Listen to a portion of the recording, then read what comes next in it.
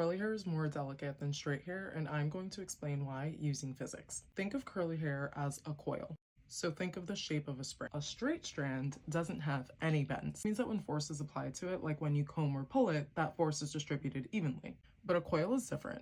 Every bend creates what's called a stress concentration point. Think about a paper clip. When you bend a paper clip, it breaks at the bend, never at the straight part. It's the same idea here. When you pull, comb, or brush your hair, the force doesn't spread evenly, it concentrates at those bends. So here's where a lot of people get it wrong. Because coily hair looks dense and voluminous, the assumption is that it's tougher, that it can take more force, or even that you have to apply force to detangle it. Physics says the exact opposite. The coilier the hair, the more compressed the coil is.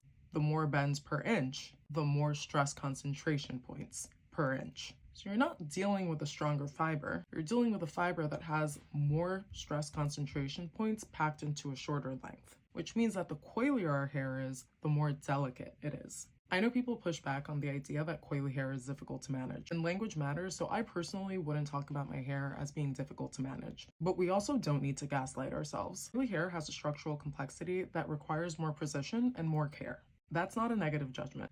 A violin requires more precision and more care than a guitar, and that doesn't make a violin worse. It makes the skill required to manipulate it properly higher. So how does this relate to heat styling? Well, a lot of people say that it's easier for them to retain length when their hair is stretched. This conversation around physics can help explain why.